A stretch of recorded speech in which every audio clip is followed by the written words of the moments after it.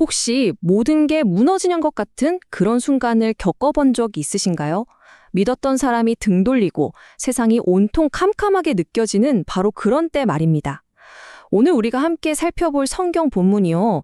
바로 그런 가장 깊은 어둠 속에서 터져나오는 가장 밝은 빛에 대해 이야기하고 있습니다. 자, 지금부터 그 이야기 속으로 한번 깊이 들어가 보겠습니다. 자, 장면이 정말 숨막히게 긴장됩니다. 가룟 유다가 예수님을 배신하려고 자리에서 일어났어요. 그리고 성경은 그 순간을 아주 짧고 강렬한 한 문장으로 딱 포착합니다. 밤이러라. 정말 모든 게 끝난 것 같은 배신과 어둠의 시간이 막 시작된 거죠. 그런데요, 바로 여기서 정말 믿을 수 없는 반전이 일어납니다. 이 캄캄한 어둠의 순간에 예수님께서 실패나 절망이 아니라 지금 인자가 영광을 받았다라고 선포하시는 거예요. 아니, 우리 눈에는 이게 최악의 배신이고 실패잖아요. 도대체 어떻게 이 순간이 영광의 순간이 될 수 있다는 걸까요?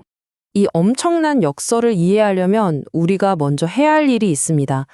바로 성경이 말하는 영광이라는 단어의 의미를 완전히 새롭게 바라봐야 한다는 거죠. 우리가 보통 생각하는 그런 영광과는 차원이 다른 이야기거든요. 자, 여러분, 영광하면 보통 뭐가 떠오르세요? 아마 성공, 승리, 아니면 높은 자리 이런 것들이겠죠. 요즘 같으면 SNS 좋아요 숫자라던가 남들이 다 부러워하는 그런 삶도 영광이라고 생각할 수 있겠네요.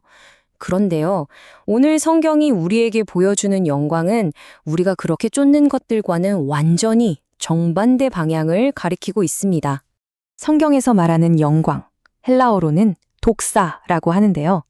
이건 하나님의 본질적인 가치, 그분의 어떤 찬란한 위엄 자체를 가리키는 말입니다. 그러니까 인간이 노력해서 얻는 성취와는 근본적으로 다른 개념인 거죠. 이 차이가 정말 극명하게 드러나죠. 세상은 끊임없이 우리에게 말합니다. 더 높이 올라가라, 더 많은 인정을 받아라. 그게 바로 영광이다 라고요. 하지만 성경은 완전히 다른 이야기를 합니다. 가장 낮은 자리, 어쩌면 가장 부끄럽고 수치스러워 보이는 바로 그 자리, 십자가에서 하나님의 영광이 가장 밝게 빛났다고 말입니다. 이게 바로 우리가 마주해야 할 기독교 신앙의 핵심적인 역설이에요. 아니, 그럼 왜 하필 십자가가 영광의 자리라는 걸까요? 왜냐하면 바로 그곳에서 서로 모순처럼 보이는 하나님의 두 가지 성품이 완벽하게 하나가 됐기 때문입니다. 한편으로는 죄를 절대로 용납하지 못하시는 하나님의 공의, 그리고 다른 한편으로는 그럼에도 불구하고 죄인을 구원하시려는 그분의 끝없는 사랑, 이 두 가지가 바로 십자가 위에서 동시에 이루어진 겁니다. 그래서 십자가는 그냥 고통의 상징이 아니라 하나님의 영광이 가장 완벽하게 드러난 무대라고 할 수 있는 거죠. 바로 이 영광스러운 순간, 이제 곧 제자들 곁을 떠나셔야 하는 예수님께서 그들에게 마지막으로 정말 가장 중요한 가르침 하나를 남기십니다. 그게 바로 새 계명입니다. 내용은 이거예요. 서로 사랑하라. 이 한마디가 앞으로 세워질 모든 믿음의 공동체의 가장 근본적인 기초가 됩니다. 근데 여기서 잠깐 생각해 볼 게 있어요. 서로 사랑하라는 말이 처음 나온 말은 아니잖아요. 구약에도 있었고요. 그런데 왜 굳이 예수님은 이걸 새 계명이라고 하셨을까요? 도대체 뭐가 그렇게 새롭다는 걸까요? 그 비밀은 새로운이라는 단어 자체에 숨어 있습니다. 이때 쓰인 헬라어가 카이노스인데요. 이건 그냥 시간상으로 뉴하다는 뜻이 아니에요. 그게 아니라 질적으로 완전히 다르다. 이전과는 비교할 수 없는 새로운 차원의 것이다 라는 뜻입니다. 그러니까 사랑이라는 개념 자체가 완전히 재정의된 거라고 볼 수 있죠. 그럼 그 새로운 사랑의 기준, 그 새로운 질은 뭘까요? 바로 이겁니다. 내가 너희를 사랑한 것 같이 예수님 자신이 기준이 되신 거예요. 여기서 말하는 사랑, 아가파오는 그냥 우리가 느끼는 감정 같은 게 아닙니다. 이건 상대를 위해서라면 기꺼이 나 자신을 희생하고 내어주는 사랑, 바로 예수님께서 십자가에서 직접 보여주신 바로 그 사랑을 의미하는 거죠. 그러니까 핵심은 바로 이거예요.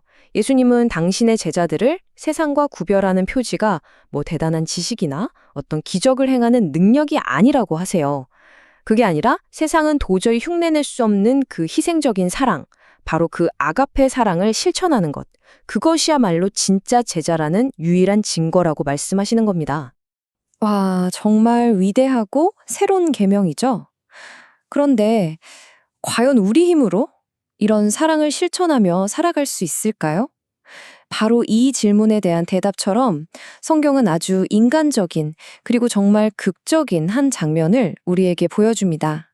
베드로가 딱 나서는 거죠. 그의 말은 아마 100% 진심이었을 겁니다. 주님, 제가 주님을 위해서라면 제 목숨이라도 버리겠습니다. 와, 정말 뜨겁고 순수한 고백 아닙니까? 하지만 이 뜨거운 맹세에 대한 예수님의 대답은 정말이지 얼음장처럼 차갑고 현실적입니다. 예수님은 이렇게 말씀하시죠. 네가 날 위해 목숨을 버리겠다고? 아니, 닭이 울기 전에 넌 나를 3번이나 모른다고 할 거다. 어쩌면 이 베드로의 이야기는 바로 우리 자신의 이야기일지도 모릅니다. 우리 안에 있는 가장 뜨거운 열정, 가장 선한 의지조차도 사실은 얼마나 쉽게 무너질 수 있는지를 너무나도 적나라하게 보여주는 장면이죠. 어쩌면 베드로는 다른 누구보다도 자기 자신의 결심과 가능성을 너무 굳게 믿었던 건 아닐까요? 그렇다면 희망은 대체 어디에 있는 걸까요? 보세요. 베드로는 예언대로 정말 처참하게 실패했습니다. 하지만 이야기는 거기서 끝나지 않아요. 중요한 건 그 다음입니다. 부활하신 예수님께서 도망가 숨어버린 베드로를 직접 다시 찾아가셨고 그를 일으켜 세우고 회복시켜 주셨다는 거죠. 여기서 성경이 말하는 진짜 희망은 우리의 완벽한 다짐에 있는 게 아닙니다. 우리가 그렇게 넘어지고 실패했을 때조차 결코 우리를 포기하지 않으시는 하나님의 은혜, 바로 거기에 진짜 희망이 있다는 겁니다. 자, 그럼 오늘 함께 나눈 이 말씀이 우리에게 주는 핵심적인 진리 3가지로 한번 정리해 볼까요? 첫째는 영광의 재정의입니다. 진짜 영광은 세상의 꼭대기가 아니라 희생의 가장 낮은 자리에서 발견된다는 것. 둘째는 사랑의 재정의입니다. 진짜 공동체는 뜨거운 감정이 아니라 십자가를 닮은 희생적인 사랑 위에 세워진다는 것. 그리고 마지막 셋째는 힘의 재정의입니다. 진짜 힘은 나는 할 수 있다는 나의 결심이 아니라 나는 약합니다 라고 인정하고 하나님의 은혜에 기댈 때 나온다는 것입니다. 이 3가지 진리가 한 사람의 삶, 그리고 한 공동체 안에서 어우러질 때 어떤 일이 일어날까요? 바로 십자가의 그 놀라운 은혜를 경험한 사람들이 그 희생적인 사랑을 서로에게 실천하며 살아가는 그런 공동체가 탄생하는 거죠. 그리고 오늘 성경은 말합니다. 세상이 바로 그 공동체의 모습을 통해서 예수님이 어떤 분이신지를 보게 될 거라고 말입니다. 오늘 이야기를 마무리하면서 우리 각자에게 이 질문을 한번 던져보면 좋겠습니다. 과연 내 삶은, 내가 맺고 있는 가장 가까운 관계들은, 그리고 내가 속한 공동체는 어떻게 하면 이 십자가의 놀라운 사랑을 조금이라도 세상에 비추어내는 거울이 될 수 있을까요? 아마 이 질문에 대한 답을 평생 찾아가는 여정, 그것이 바로 오늘 성경이 우리에게 보여주는 진짜 제자의 길이 아닐까 생각합니다.